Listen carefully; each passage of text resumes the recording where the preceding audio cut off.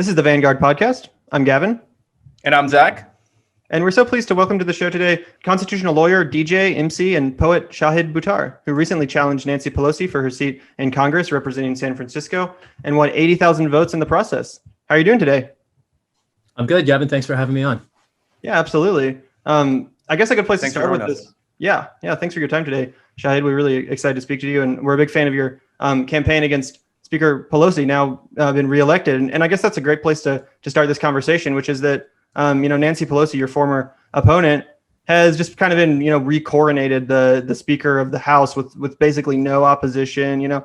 Some people were holding out hopes that members of the squad, more progressive type people in Congress would maybe resist this a little bit. Although it looks like she just scheduled it so close to the end of the election that there wasn't time to effectively resist or really build an opposition campaign. I just wanted to get your reaction immediately right off the bat to what's just gone down with that and with Speaker Pelosi now again returning to the role.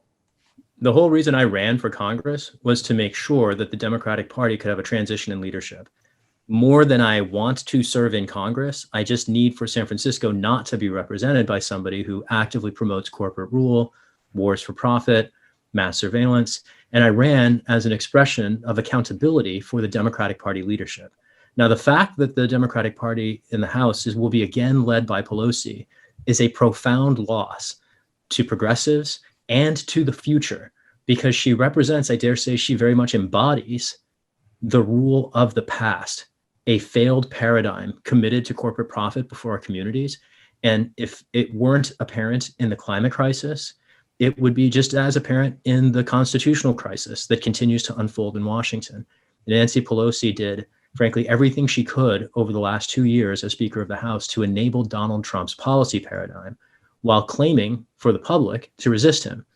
And, I see in her continued role as Speaker not just the success of a ruse to, frankly, confuse the public and game the press, but a, frankly, profound danger that more of what we have all been outraged over the last several years will continue, because so many of the same figures who enabled it continue. The president is changing, and that's great.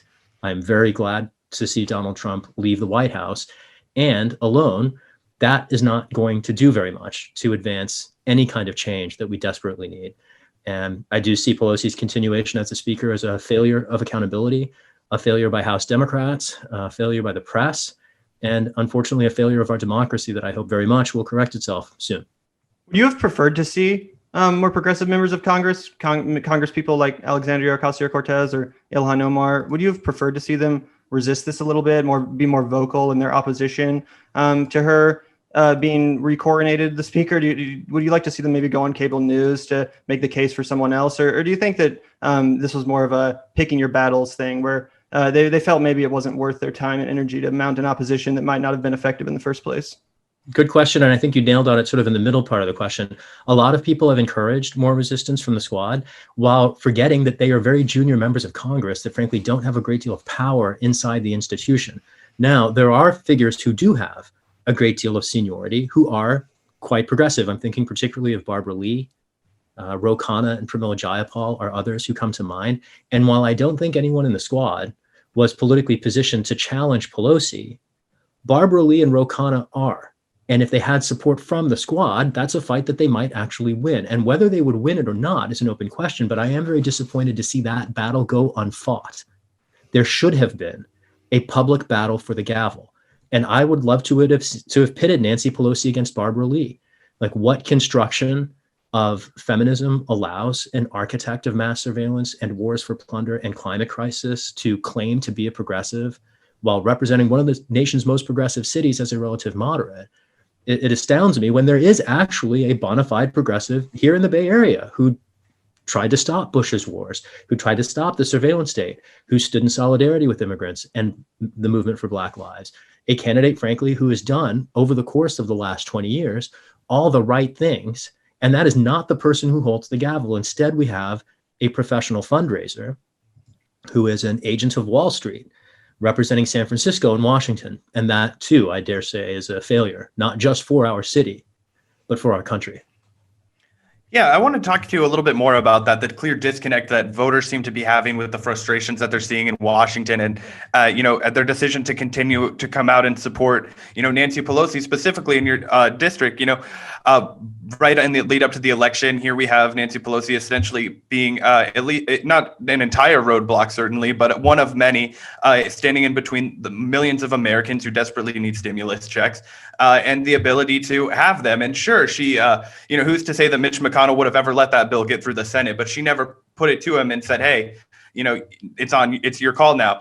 To me, and we're based in Kansas City as a Heartland issue. That seemed like a big deal to people. People were upset with Nancy Pelosi specifically about that. In your area in San Francisco, did that translate? Were people also upset with Nancy Pelosi, or was she effectively able to obfuscate the blame entirely onto Trump and McConnell? To some extent, she obfuscated the blame, as you put it, sort of misdirecting it. The biggest challenge here is just that she has refused to debate anyone since Ronald Reagan was the president. And frankly, most voters don't know her record. If you watched MSNBC or CNN, you'd come away with an entirely different picture than the truth. And those networks construct a vision of Nancy Pelosi as a stalwart liberal leader, when in fact she is anything but that, as you've described. In some respects, I'd push back on your question just as describing it as too charitable to Nancy Pelosi. And here's why. When you describe the possibility that Mitch McConnell might take a House-passed stimulus measure and sit on it, what we're overlooking in that narrative is that there has been one major stimulus package that passed Congress with Republican support. And what was in it versus what was left out is a very revealing indication of Nancy Pelosi's priorities. And let's just compare, for instance, some of the things that have become law responding to the coronavirus pandemic and many of the things that have not. First, what have not? What we haven't gotten is any universal basic income program. What we haven't gotten is an assurance that people can get the medical care or the medicine that they need, that we all need each other to need. What hasn't passed is any rent or mortgage relief. What has passed, what was included in the first round of coronavirus stimulus funds agreed by Senate Republicans and Nancy Pelosi, were tax breaks for 43,000 tax filers who report over $1 million a year in annual income. Each of them got tax breaks of $1 million. That was the average. The amount of money spent on those tax breaks for millionaires was more than the amount of money spent on hospitals in the first coronavirus, in the only coronavirus stimulus package to become law. And that is Nancy Pelosi's priority. And I find that entirely unacceptable. And to your point, in San Francisco, nobody knew that. In fact, in most places, nobody knows that because the press doesn't report on policy, right? What they report is on personality. And so Nancy Pelosi was able to, frankly, secure re-election by tearing up the president's State of the Union speech, which incidentally is a perfect encapsulation of her tenure, not only because it reflects governance by theater and photo op, but it was a moment of tactical victory for Nancy Pelosi in a moment of strategic loss for the movement. The State of the Union she applauded speech, Guaido. Yeah. Well, yeah, I'll get to that in just a second if you're interested. But just to stay on that speech, that was a campaign rally that she invited a president who she had just impeached to give in Congress. She gave him a platform and then took advantage of it with this photo op that was meaningless, and then used that to raise tens of millions of dollars from her supporters. And when you have a corporate incumbent who, we raised $1.6 million for our campaign, and we were still outspent 15-1. And, the press didn't cover our campaign, at least the local broadcast press. Journalists did cover our campaign often didn't cover the issues and instead covered personalities. And this triumph of personality over policy, I dare say, is a big part of the crisis in our democracy, beyond an aspiring fascist tyrant, beyond the coronavirus, beyond the climate crisis, beyond the economic crisis, beyond the existential crises confronting our country, is this rot. And I see it as a continuing problem, even under the Biden administration. Yeah, I think that your diagnosis of the media, especially in relation to Pelosi, is so accurate. I mean, I know several people that I would consider on the left, that I would consider to be on the right side of issues, allies in this fight. But even they were kind of, indoctrinated by the media into thinking that Pelosi's resistance of Trump was substantive, and it wasn't just a photo op. They saw her ripping up the speech and all these other kind of performative things. And the way the media covered it nonstop and gave her so much credit for them, it really did, I think, convince a lot of the populace into believing that she was truly resisting Donald Trump, when, as the three of us know, that was all a theater, that was all farce. And it seems that when it comes to leftist candidates and movements, it seems that one of the main and most effective opponents of the left over and over again that often goes unsaid is the corporate media. MSNBC, a longtime MSNBC producer, actually just blew the whistle as far as how, when during the presidential primary was being conducted, Andrew Yang and several other prominent candidates that were kind of shaking things up as far as their rhetoric on policy were basically blacklisted from the network. They were told not to give them interviews or give them favorable coverage, basically just ignored them because of their ideas and the fact that they didn't fall within the, status quo or what was generally accepted as far as, Cory Booker, Kamala Harris, all of these, John Delaney, all these candidates that received coverage from the media despite having, to be honest, not an actual grassroots enthusiastic following. I thought you were going to say without having a platform, but yeah, that's or a platform, or a signature policy. I mean, so many candidates were just running basically just milquetoast campaigns based on nothing other than let's get Trump out. And I just wanted to hear your opinion on how, one, we can overcome this bias and refusal to cover from the media. And also, if you could just give us some insight into, how this affected your own campaign against Speaker Pelosi, who's of course one of the biggest darlings in all of mainstream media, as I just referenced. So yeah, I'll take it in the order you presented it in terms of suggestions and then reflections. You all are embodying part of the solution, you, Gavin, and you, Zac, in terms of generating independent media. And the folks who are watching this program right now are also demonstrating part of the solution, which is to proactively curate your news sources so that you're not lied to by a corporate megaphone. And that is a tenet of citizenship that I think a lot of people overlook.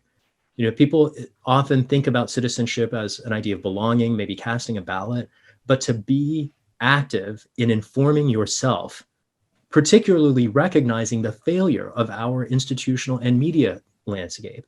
That's part of being an engaged citizen, and many activists do that. In fact, I think of it as the first step on the road to activism, is to proactively curate your news sources, examine what you're being told, examine where it came from, check the footnotes, click through the links and read for yourself. The more you can get to primary documents to see for yourself what is happening, there is an illusion, I think, promoted by any number of things, that we need gatekeepers, that we need smart lawyers to tell us what this legislation means, that we need some pundit to give us the legitimacy of our own perspectives. But if there is anything to take from this presidency, from the Trump administration as it goes out the door, it's that our leaders have no clue what they are doing, and we shouldn't defer to them.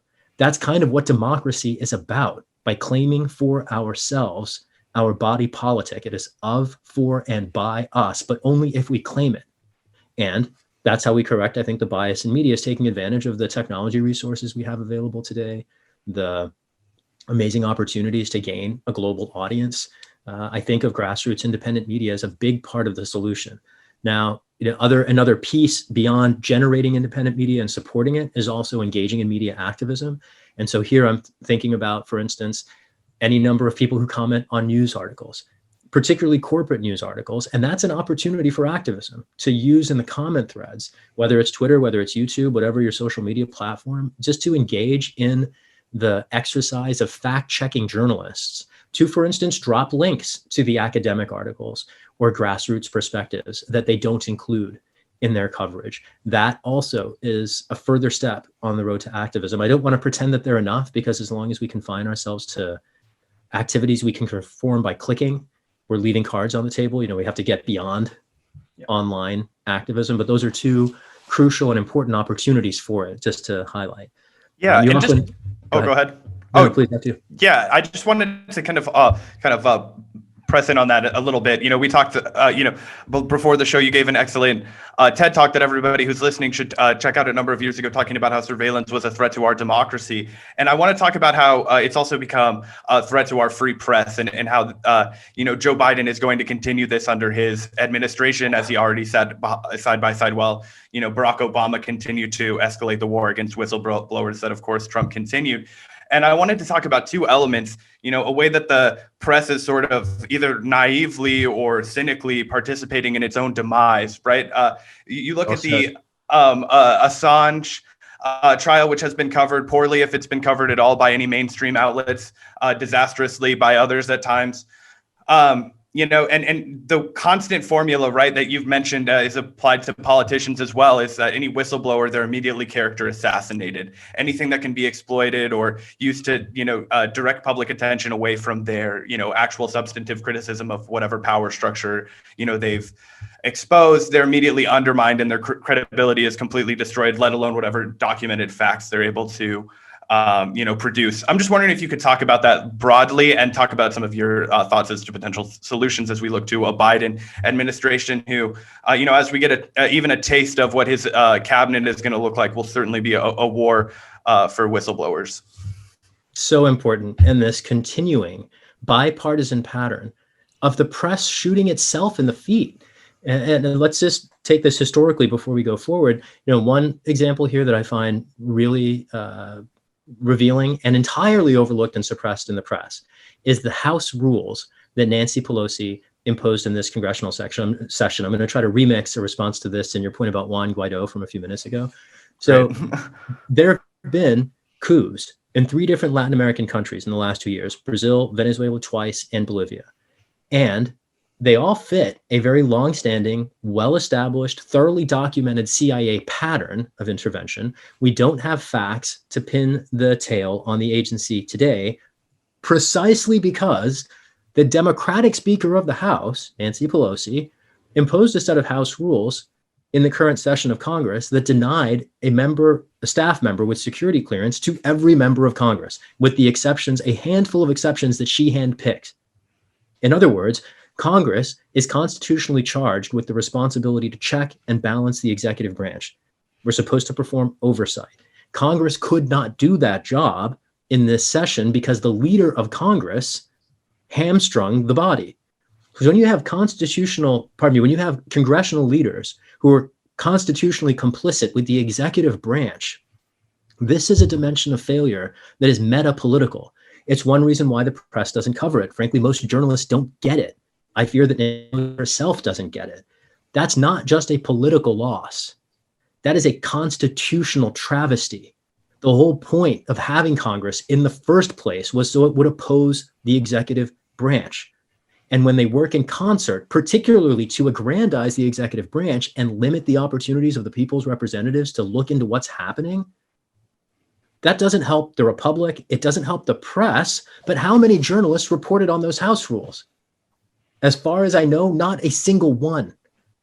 Similar question. For the last 33 years, Nancy Pelosi has refused to debate an election challenger. Who does that marginalize? It doesn't marginalize me.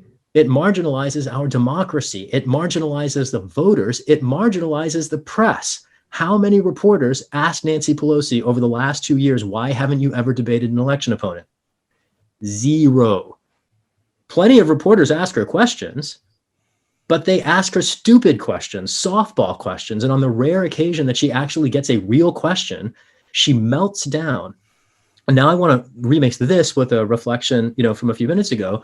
Nancy Pelosi is ultimately a lot like Donald Trump. They're both very wealthy politicians born into power and influence who govern by theater instead of substance and evade public accountability by getting propped up by supporters who have no idea how those figures are fleecing them. And I find that the Trumpian aspects of Nancy Pelosi's record and legacy as worthy objects of press attention, and not just for the sake of the public. But this gets to the genius of your comment about the press marginalizing itself.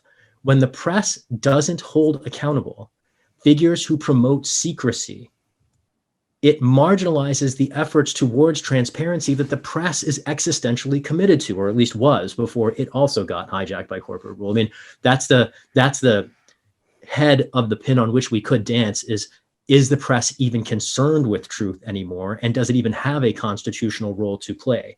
I would suggest that it must, because we need it to play a role. The counterpoint might be that Wall Street ate the press a long time ago. And so if we're, waiting for the fourth branch to reemerge, understanding that it has already been destroyed and replaced with a simulacrum, it, points me back all the more to the importance of the kind of work that you and other grassroots journalists are doing to fill the gap. That brings to mind a little bit of a split we've seen recently in the world of journalism, which is kind of, certain journalists, Matt Taibbi comes to mind, Glenn Greenwald, who have fled the traditional editorial model of journalism in favor of the Substack or Patreon. Hey, let's not forget stalwart of liberal policy, Matt Iglesias of Vox, also just left to join Substack. It's I didn't really, know that. Yeah, Okay. I didn't either, but it's clearly, frightening, I guess, the industry a little bit, or I don't know if frightening is the right word, but it's definitely presenting an alternative to the traditional, facets of how journalism is conducted that I think is definitely a threatening force to the corporate media in some sense. Do you have any opinions on that? Do you think that's obviously here at the Vanguard, we're funded to whatever extent that we are, which is very little through Patreon. But I personally prefer that. It makes us unaccountable to any, corporation or sponsors or anything weird like that. I would only want to be funded by the people that watch this channel or value Zac and I's commentary. So I have a lot of sympathy for those kind of journalists and voices in media. What's your take on that? Same. Yeah, I absolutely have a great deal of support. And I'm excited by that movement towards independence. And let's dig into it. When Glenn Greenwald particularly left The Intercept, there was this rejoinder by the editors that supposedly they add some value.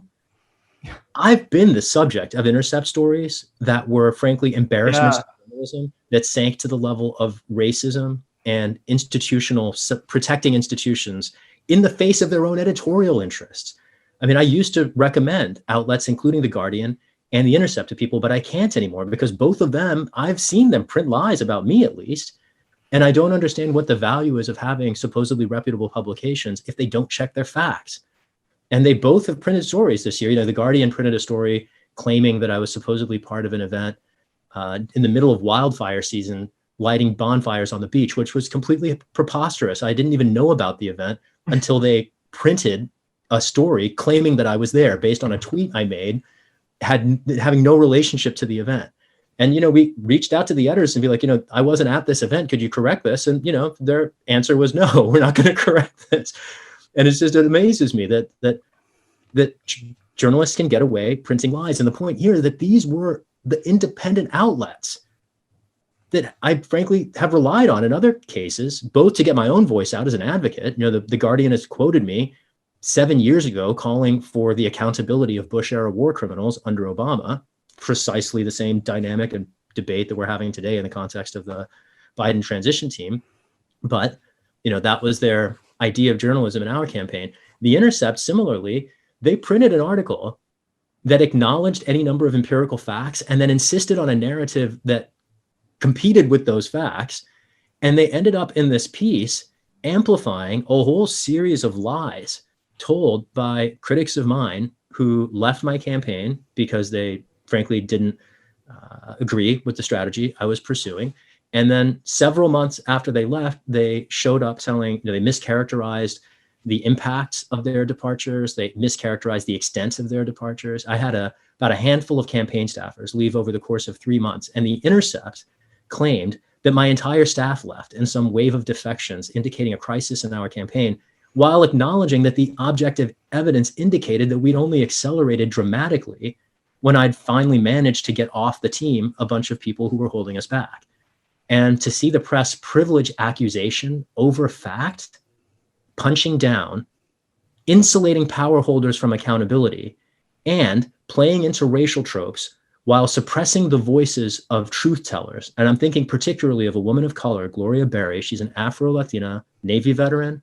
She's a grandmother. She's an elected member of the Democratic Party County Central Committee here in San Francisco. And she was ignored by every journalist. And it's not like there were just a couple of them. Lots of people wrote about this controversy sparked by the false claims made toward me. Not a single one of them, until Katie Halper in October interviewed her, gave Gloria Berry the microphone. And so the idea that to support these accusations, you had to not only ignore my voice and the facts, but then ignore the whistleblowers. And Gloria Berry was someone who my critics tried to recruit to participate in her plot. Other people were recruited to participate in their plot, and they produced text messages that every journalist and every editor suppressed. And this idea of leaning into accusation and abandoning facts and the responsibility to check facts is not only a violation of press ethics, and this is an important point, it is at least that. It is also a further reflection of the crisis of our democracy that we're describing. And when the recipients of this biased, unethical yellow journalism are immigrants of color challenging power in the effort to try to unwind systems of racial oppression, it ends up attaining layers of institutional racism, not just punching down at an immigrant candidate, but supporting white supremacist policies enabled by the incumbent. And so many layers here. And not only do I fault the press for this, but I'll be honest with you, the entity in which I am most disappointed is Democratic Socialists of America, because I am a socialist. I practice solidarity. I've always practiced solidarity. And that's a network that frankly replicated the worst patterns from our nation's history. I'm not the first brown man to be falsely accused by a white woman of a thing I didn't do. And the idea that a group of socialists would throw me under the bus in spite of evidence, in spite of facts, in order to serve a social clique and put it before socialism is a betrayal, again, not just of me and not our 80,000 supporters across the city. It is a betrayal of socialism. And I'll quote Gloria here. We did a podcast. These were separate interviews that took place weeks ago, and it was only published the week before the election. When I really wish, frankly, the journalists published some of this stuff earlier. It took a long time for these facts to come out, but she said in no uncertain terms that she just wishes that Democratic Socialists would stop claiming publicly to care about people of color based on how they did me. And I expected more from people who describe themselves as socialists. I think the betrayal of the movement by local progressive organizations is disappointing, something that I frankly can't do much about. All I can do is continue to advocate for the same principles that I have for 20 years. And a bunch of people who've done a lot less work, who are more concerned about virtue signaling than actually building power or standing in solidarity or doing the work that they claim to care about. All I can do is hope that they get it and show up. And I'll put it this way too, this is an interesting point in all this. I had a bunch of endorsements in our campaign from everybody from Democratic Socialists of America to Progressive Democrats of America, the League of Pissed Off Voters, many others. And while we retained the endorsements of Cornel West and Susan Sarandon and Mike Gravel and Lawrence Lessig, we lost all the local institutional endorsements from the progressive clubs.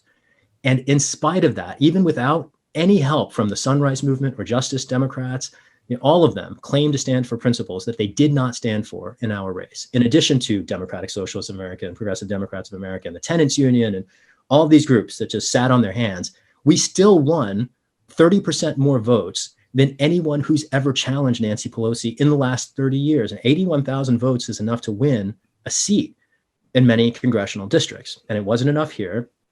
And while I'm disappointed that we didn't win the seat, I'm very excited and thankful that we won 81,000 votes. I'm excited that we forced Pelosi to cave on half a dozen different policy issues. And I'm eager to see what the future holds for our city. And I'm particularly eager to get this city a new voice in Congress. Yeah, I want to stay on that for just a little bit moment. There was obviously a lot to unpack there. I think that, one of the biggest problems facing the left is how easily we attack ourselves. And we, this sort of ability to be set up by the, I guess the power holders, however you want to refer to the opposition. I hate to say the right, because the Democrats are just as culpable. Essentially the entire power holding opposition, they just set up these, they essentially outsmart much of the liberal class, bait the public or, the nominal left into supporting these, kind of outrageous things like the smears that were lobbed against you or, any number of other progressive insurgent candidates. We talked to, Marianne Williamson about some of the, things that came out about her, as well as The race in Massachusetts comes to mind. Alex Morris and Alex Morris, yes. Sorry, his name escaped me for a moment. Just vicious attacks are coming from all from who people would nominally consider our own, right? The Democratic Party, people who should be at least nominally standing beside the left. I'm wondering, how do you successfully I guess counteract that, right, when it's so deeply steeped into so much of the left, it seems, this idea that, it's better to quickly virtue signal one way than to take a tougher stance and actually follow your principles in the long run, because it is easy to just say, fuck this person, they're accused of something, I don't want anything to do with them. Well, actually, hold on. Did you read anything? Did you look at anything? Did you ask any follow-up questions? And it's the same idea that, Russiagate or weapons of mass destruction. It's the same concept, right? You have to follow through and actually look for evidence of something. I'm seeing a disturbing lack of that on the left. How do we fix that? Great question. And I could only offer some suggestions. One of them I'll reiterate a point I'd made before about clicking through to check the footnotes. Too many people just accept narratives that they're told because they're told them, and they don't examine the underlying facts. So for instance, in the smears towards me, there were half a dozen different ones, and one after another one was debunked. And one that many local critics hung their hat on was this claim that I'm supposedly a misogynist at work because I did not follow the advice of my paid campaign staff. And I would just invite you to find a white politician anywhere that's ever been accused of misogyny because they rejected the advice of inexperienced campaign staff. And there's not a single incident anyone's ever been able to point to. There was one meeting after the primary, the only time on the campaign I ever raised my voice, and I've talked about that meeting at some length in any number of settings. Most campaign staff after a meeting like that would have just been fired. And I kept them around to see if they could get with the program. And unfortunately, they never did. And the idea that makes me a misogynist is preposterous. And frankly, it does a disservice to the Me Too movement as well. This is a point that I think is important to raise. And I can't make that point. Credibly, as a person accused, no one's going to listen to me to say that it only helps critics of the movement to amplify false accusations. And these were all false accusations. Every single one of them has been debunked. My critics have admitted to lying about the worst of their accusations, and they were caught lying about the first of their accusations. And in between, there were a whole series, and the local press just kept printing. In fact, it, in some cases, is continuing to amplify discredited, debunked narratives, continuing to punch down even after the facts have emerged. And when you say, what can we do? This is one reason why I encourage people to media activism. To hold accountable the press is something that only the reading public can do. And frankly, the journalists in San Francisco who stooped to the level of promoting social clicks instead of socialism and promoting accusation over vindication and facts, the only people who can hold them accountable are their readers. And I don't know, frankly, any other mechanism to pursue that accountability other than to organize, to challenge power, frankly, to expect these kinds of smears. That might be one thing we could do as a movement, is learn from the pattern, and to inoculate ourselves against it by recommitting to process. In the criminal justice context, we don't do a very good job of this, but there is at least a theoretical nod to process. This is why the Supreme Court in the 60s, like the Miranda warnings or the Batson ruling, preventing all white juries, any number of structural reforms to try to ensure the integrity of a process that's supposed to delineate who's guilty and who's not. When we as a movement are confronted with accusations, we should concern ourselves with that question: who's guilty and who's not? Like, mere accusation should not be enough to throw someone under the bus. And I, another way to put this, I don't mind being canceled, but it's not me anyone was canceling.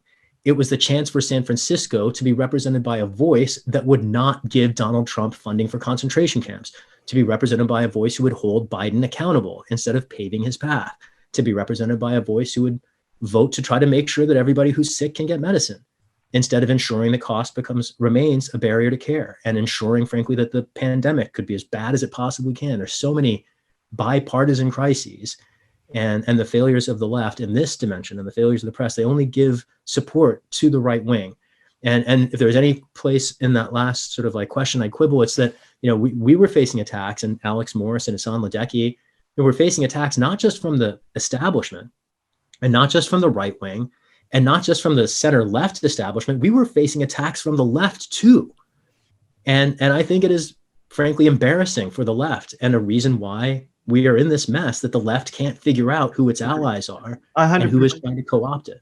Yeah, I totally agree, Shahid. And I think that even further illustrating your point about the damage that's been done to the Me Too movement is that a lot of this was happening somewhat concurrently to the entire Democratic establishment totally smearing and undermining and ignoring Tara Reade. I do consider myself a very principled person on these subject matters. It's actually part of the reason why I couldn't bring myself to vote for Joe Biden, because I do feel that her accusations were backed up with enough credible evidence. Her mother calling into Larry King's show back in the day, stuff like that, where when you look at what you experienced, and I don't want to stay on this topic for much longer. We have a few other questions to get to, but I just want to say there was so much less there. Not only were you not being accused of anything close to what Biden was as far as severity, there also wasn't as much evidence, like you said, and there really was no evidence. They just printed lies, as you said. So I just think that it's so disgusting how if you contrast episodes like with what happened to you and what happened to Alex Morris and what happened to so many actual progressive people that stood for actually helping the working class of this country, and then you contrast that with the response to Joe Biden, who of course has been not only accused but literally photographed and videoed, actually being very predatory or creepy or whatever you want to call it. So I just wanted to thank you for sharing your experience on this subject matter, and I think it's just something that the left has to learn from and address moving forward. We cannot fall into this trap. We cannot fall for these smears. So yeah, I apologize too that I know you didn't want to have to spend your campaign addressing this kind of shit. This is not what you wanted your campaign to be about in any way. One more question I had for you. Can I touch on that just real quick? Absolutely. It's really interesting to me that having won 81,000 votes against Pelosi and being the leading challenger in 30 years, in the month when our skies were blood red due to a climate crisis related set of wildfires, no one would ask me about the Green New Deal. No, in the middle of a pandemic, no one would ask me about Medicare for all. All they wanted to know about was this set of claims that I supposedly didn't want to win my race, or that I didn't work hard, or that I'm paid too much. Like, how is any of this relevant to the issues confronting our people? I'm running for the chance to represent our city. Yeah, just a point on that. Not that is at all relevant, how much somebody's paid, but could anybody just do a quick Google search of the net worth of Nancy Pelosi? Like, it's just ridiculous. It's just ridiculous. I mean, you know what I mean? I don't know. Anyway, just continue. No, thank you. I said to a member of DSA San Francisco, someone very active in the labor committee, we were having a conversation early on when I was first being accused before the organization had thrown me under a bus.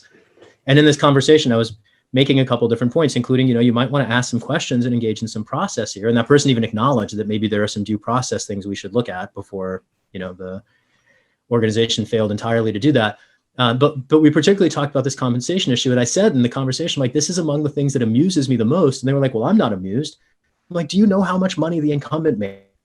Like, she's paid from the public treasury over twice what I make, just to be clear. And her only qualification for Congress is that she raised a bunch of money from corporations, right? I've been fighting for 20 years. Find me someone with my background who makes as little money as I do working in public policy. And I'm not going to claim to be starving. I feel quite grateful for the opportunities I've had. But the point is, if you teach at Stanford Law School in 2003 and you spend 20 years working in federal policy, the comparable salary line is not the grassroots, first entry level job on my campaign. I paid my campaign staff very generously. Frankly, they were paid well above the market. And it's not like I made any money running for this seat. I would have made more money if I just stayed at my nonprofit job, which was way more secure than running against the current Speaker of the House. And the idea that anybody took seriously this claim that I make too much money, I would actually submit that there aren't many things about the claims about me themselves that were racist, but the idea that I don't work hard is racist. And the idea that I make too much money when or a sexual predator. All that. Yeah. Well, yeah. And I was going to say that most of the racism inhered in the deference to accusation and the failure of process, but some of the accusations themselves certainly were racist. And this one in particular, the idea that qualified people of color don't deserve our salaries, when frankly, if you compare my compensation to anybody with my background working in policy, people in the nonprofit arena, people in government, they all make more than me. But because some of my critics aren't professionals, have never been around professional salaries, my salary from the campaign was in the 55th percentile of the local distribution. And And it just reflects the entitlement of people who frankly don't understand the landscape that they're operating in. And that is a disappointing reflection to have to make. All I can do is continue to advocate for these principles as long as I have, and continue doing the work, and hope that these critics either find better ways to advance the movement or learn the background that seems to have escaped them. I am disappointed by that. And again, just to tie a bow on all that, I'll just say that the network and all this that I've been most gravely disappointed by is the set of local self-described progressive and socialist organizations, from the Tenants Union to the League of Pissed Off Voters to Progressive Democrats of America to Democratic Socialists of America. My favorite among these might be the Harvey Milk LGBT Democratic Club. This is a club that endorsed Pelosi, a funder of concentration camps replicating Nazi eugenics tactics, instead of one of the first advocates for marriage equality for LGBTQ couples in the country. And I just find it so disturbing when groups betray their own founding ideals. And they're free, obviously, to make whatever endorsements they want, but I would just invite them to consider rebranding, because Harvey Milk, I frankly think, would be ashamed of the legacy that group is subverting in his name. Yeah, totally. Well, I just had one last question for you. And that would just be, it seems like the left, the socialist movement, the progressive movement, people that kind of consider themselves to the left of, the current Democratic Party, which in all of its corporate, glory or whatever you want to say. How do you think we should conduct ourselves going forward? Because Zac and I were just having a conversation where we kind of reached a dead end. It seems like, Biden didn't respond to the biggest civil rights protests since the 1960s with anything meaningful. He appointed Kamala Harris, who of course was a prosecutor in California, and he of course wrote the crime bill. I mean, it's like if civil disobedience isn't going to work, do you think a general strike, which obviously has failed to materialize in the past, do you think that's the only real option as far as pushing the Biden administration to the left and actually getting anything like as far as Medicare for all or a Green New Deal, anything that's not just a minor little tweak around the edge or whatever you want to call it? Like, what's your thinking on how we actually can mobilize as activists to push this administration left and maybe get something, whether it's a basic income or a Green New Deal, anything that could actually really help working people in this country and families that, of course, are under the coronavirus more stricken with the inequalities and all that? What you're raising right now is the central question of the moment. And I wouldn't say that the direct action pathway has proven itself a failure. It's simply that the establishment has not responded to it. And this, again, relates to the failures of the press and the other parts of the process. But another way to put this is that a general strike, I certainly support. In fact, I have for the better part of a decade. I was part of a call for a general strike by Occupy Oakland in October 2011.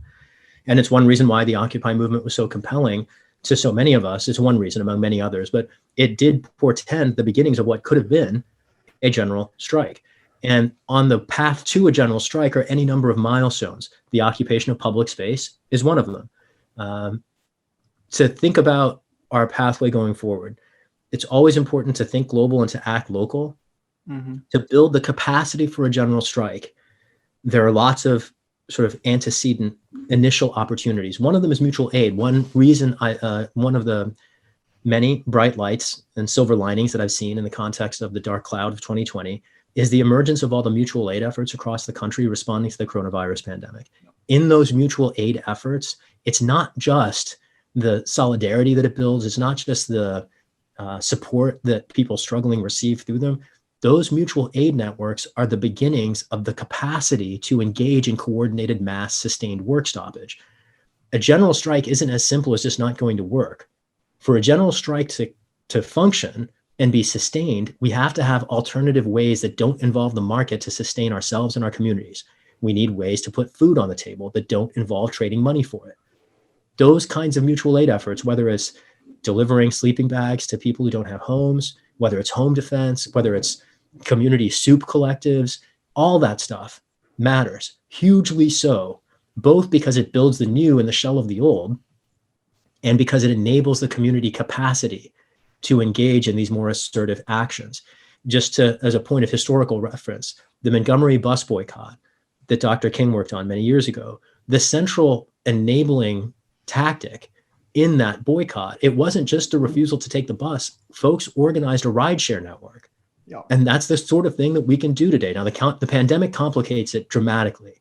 And it's, been one of the things about this current moment and the ongoing struggle to get Donald Trump out of the White House that I find so challenging and alarming, is the fact that the pandemic makes more complicated any number of things that we might do as a people to try to assert ourselves. If a vaccine is hitting the streets in the spring and summer, and we're in a position where we can safely congregate indoors next year, I am very eager for movements to lean into not just direct action, but sustained direct action. There is a world of difference between episodic, ephemeral action and action that is sustained and visible and uncompromising in the public sphere. Occupations of public space are very, very important. They're not a general strike, but they can help build the energy for it. I would like to see occupations of public space. I'd like to see coordinated boycott campaigns. I'd like to see work stoppage. I'd like to see all kinds of these things. The key for us, any of us as individuals, is to make sure that we're not acting individually. And there's a really compelling and often overlooked point of praxis here. In networks, we can do things that we can't do alone. And so the more we reduce ourselves, as I was saying a few minutes ago, laying out some of the opportunities for online activism, like proactively curating your news sources, commenting online on news organizations' posts. And I made the point then that if we just settle for clicktivism is no solution. Like it can be part of it, but we have to go beyond that. Meeting our neighbors is so incredibly important, because if your networks that you're taking action with aren't near you, you can't actually take action. The best you can do is online action, but local networks can take real action in meet space. And that's an incredibly important, increasingly overlooked ingredient in the recipe. And maybe the last thing I'd say here is that in those local actions, when we are rooted in community and we are taking action face-to-face with our neighbors, which again is complicated now because of the pandemic, but when we do that, it's not just expressive and it's not just constructive. It is both of those things, and it's regenerative, because in both action and in community, we can find antidotes to despair. And I often say that when we remix the two, when we have community in action, nothing can stop us. Yeah, I think that's a great point. And Shahid, I'd be remiss if I didn't ask you about this, with your constitutional law background. There's been so much discussion recently about what, Trump's criminal case will look like, and his predicament will be after he leaves office. Perhaps that plays some role into his reluctance to leave. Obviously, Trump is a criminal. I think anybody with eyes can look at him and see that. The question becomes, right, how do we treat Donald Trump in regards to how we've treated our past presidents like Barack Obama and George Bush, who we have, as you've pointed out, for quite some time now, we just didn't prosecute for any of their horrendous crimes. Glenn Greenwald, who we mentioned on the podcast, wrote an entire book with Liberty and Justice for Some, how we selectively prosecute in this country. And I think that's best evidenced by the Oval Office and the executive branch, Trump and his cronies being able to be pardoned or forgiven for the crimes and the havoc that they've caused. As somebody with a law background, how do you look at this situation? And, should Trump be prosecuted and put in jail? Hell yeah, he should be prosecuted and put in jail. And I want to link this to a couple different pieces. I want to link this to Brett Kavanaugh and his service on the Supreme Court. And I want to link this to my arrest in the U.S. Senate in 2015. So before Brett Kavanaugh was a judge on the Supreme Court, he was a circuit judge. Before that, he was a Bush torture lawyer in the Justice Department. The reason I fought the Kavanaugh nomination in 2006 to the DC Circuit, long before he was a household name, was because he has torture all over his background. And in fact, just this past weekend, we celebrated the anniversary of the Nuremberg trials. We fought a world war once to establish the legal rule that if you commit or support or enable or cover up or do anything at all to advance torture, you are guilty of an international crime, period, full stop. There's no excuse. There's no defense. You can't say you were just following orders. You can't say you thought there was an emergency. It is a strict liability crime. We fought a world war and sent a Supreme Court justice to advocate at the Nuremberg trials to establish that proposition. And 70 years later, we appoint to the Supreme Court a justice who was guilty of international crimes under that standard. I mean, the perversity of that collapse of our commitment to international law is astounding to me. And it amazes me, frankly, that more Americans don't understand what just happened in his confirmation to the Supreme Court. And I could chase a rabbit here about Nancy Pelosi and Dianne Feinstein greasing the rails of particularly Amy Coney Barrett, Trump's latest nominee to the Supreme Court, but I don't want to digress and want to stay here on the theme of the failure to prosecute Bush-era criminals left them available to become things like Supreme Court justices for the rest of his life. The current CIA director, Gina Haspel, is an international war criminal who can't travel abroad for the rightful fear of being detained anywhere else because she destroyed evidence of CIA torture in spite of directives from other people in the agency to preserve that evidence. It was years later that the CIA would hack the US Senate, on the floor of which Dianne Feinstein would decry a constitutional crisis a few months before I was arrested in the US Senate for daring to ask a question that was more or less the exact question that you just asked me. I asked the director of national intelligence under the Obama administration, his name was James Clapper. Yeah. I said, Director Clapper, you lied to the Senate about mass surveillance. This was a Senate intelligence hearing in 2013 in which Ron Wyden had asked him infamously, is the NSA spying on millions of Americans? And he gave an answer that he later admitted was too cute by half. And I asked him at the end of this hearing, I said, how do you justify to communities of color that are hyper-policed so viciously that we are killed in the street on the mere suspicion of selling cigarettes without a license, the fact that you as a powerful person have never even faced a charge for perjury? And no one answered that question. I walked out of the room in handcuffs. And those are the kinds of questions, frankly, that we need members of Congress to ask. And no member of Congress has ever asked that question. Why is it that Eric Garner was killed in the street? He was the person who was, when people hear the words, I can't breathe, right? Before it was George Floyd, it was Eric Garner. These are recurring, continuing patterns that are entirely unacceptable. Why are powerless people receiving lethal, predatory, presumptive, persecutory so-called justice when powerful officials can commit grave offenses against the Republic on the public record and walk out with a pension, an entourage, and a continuing series of appearances on MSNBC? That tension, it's bad enough to have persecutory justice for the powerless, and it's bad enough to have permissive justice for the powerful, but the two together is simply not okay.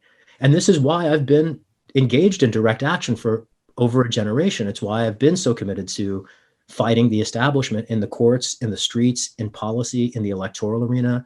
It's why, frankly, I think that all of us need to find everything that we can do, whether it is finding a local network to engage in some mutual aid project with, whether it's an advocacy project, hopefully with some local neighbors informed by what you might find online, whether it's an occupation of a public space, maybe whether it's building some component and ingredient for general strike. All of those things are so incredibly important precisely because our institutions demonstrate their illegitimacy every damn day. And sometimes it takes stepping back from the day-to-day to see how deeply rooted is the rot.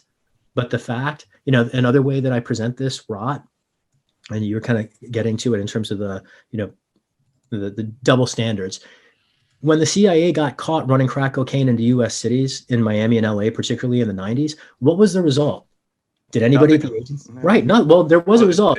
Two bullet wounds to the head of Gary Webb. That was one result. And then 2.5 million, mostly Black and brown Americans ending up in prison was another, while the CIA remains unfettered to practice its criminal activity around the world. And this is a perfect example of, we're in the streets this year marching to make Black Lives Matter in our institutions and not just our communities, right? Because we recognize this pattern of illegitimate police abuse of our communities. How many people link that to the Central Intelligence Agency? That's why we have paramilitary police in the US. It's because of the drug war that the CIA contrived.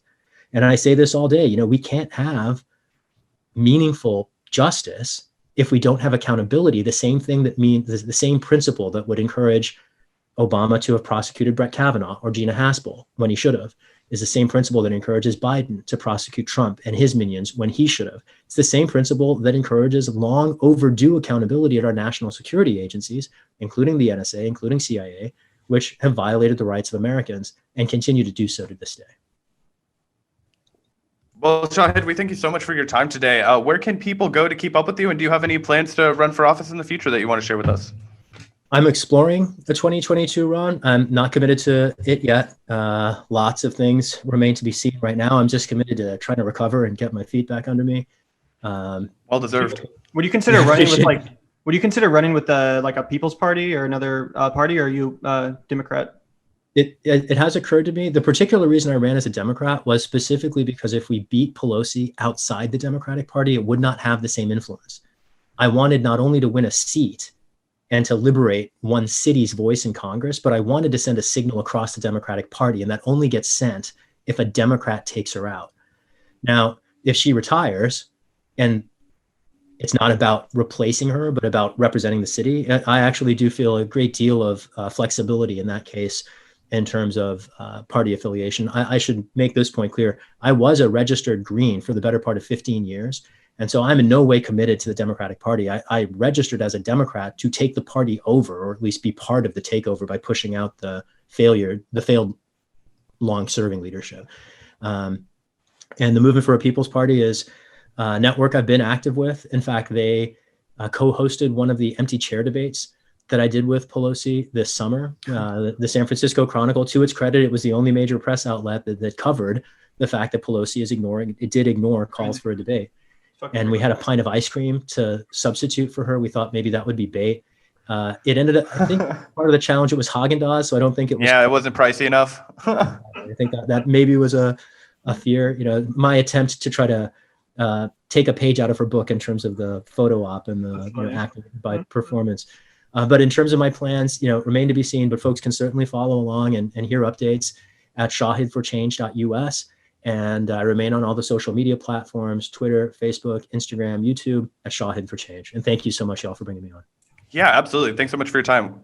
Yeah, and make sure to check out those links in the description box, guys. I really appreciated speaking with you, Shahid, and look forward to speaking to you again in the future, hopefully.